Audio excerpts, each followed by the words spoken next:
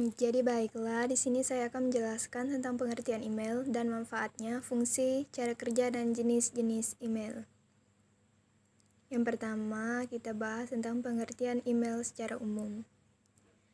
Pengertian email secara umum yaitu suatu sarana untuk mengirim dan menerima surat atau pesan dengan format digital melalui jalur jaringan komputer dan internet.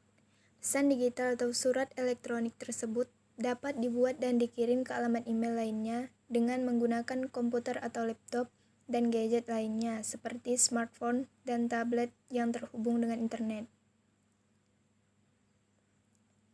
Jadi selanjutnya kita akan membahas cara kerja email.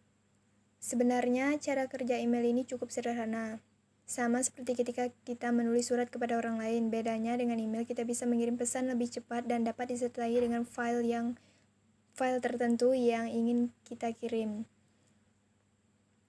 Berikut cara kerja email. Yang pertama, pemilik email membuka emailnya dan kemudian menulis isi pesan. Yang kedua, pengguna email tersebut memberikan instruksi pada aplikasi email untuk mengirim pesan pada alamat email lainnya. Yang ketiga, email server akan mengidentifikasi alamat email tujuan lalu mengirim pesan tersebut ke email server lain.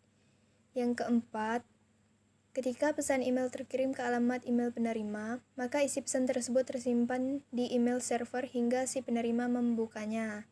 Yang kelima, saat penerima membuka pesan di kotak pos atau inbox, maka aplikasi email penerima akan meminta email baru yang ada pada email server atau mengunduhnya ke dalam komputer si penerima email. Selanjutnya, penerima email dapat melihat dan membaca isi pesan yang telah diunduh tadi. Selanjutnya, kita bahas tentang fungsi dan manfaat email. Mengacu pada pengertian email di atas, maka fungsi dan manfaat email secara umum adalah untuk mengirimkan pesan atau surat kepada orang lain. Lebih lanjut, berikut ini adalah fungsi email selengkapnya. Yang pertama itu mengirim dan menerima pesan. Kegunaan email yang paling umum adalah untuk mengirim dan menerima email dari orang lain dimanapun mereka berada.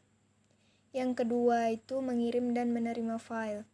Email juga dapat mengirimkan berbagai jenis file dan dokumen digital dengan ukuran tertentu, baik itu foto, video, teks, dan lain-lain. Yang ketiga itu sebagai identitas diri. Email juga berfungsi sebagai identitas diri di internet di mana orang lain dapat menghubungi pengguna email melalui alamat email miliknya.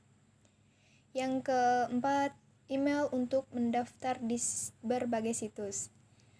Sebagai besar layanan website, saat ini membutuhkan email penggunanya agar bisa melakukan aktivitas di website tersebut.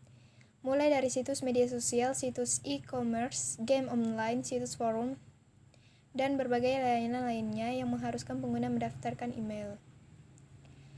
Yang kelima, email untuk media pemasaran.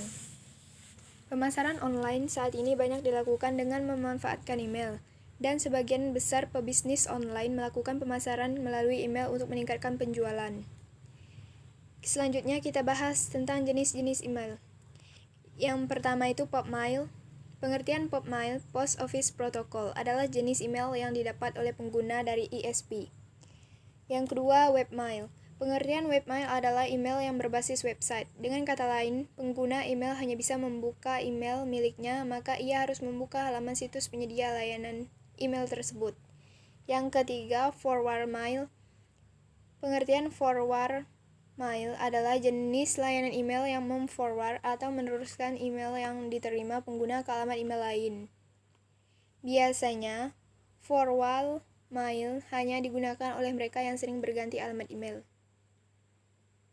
Oke, demikian penjelasan tentang pengertian email, manfaat, fungsi, serta jenisnya.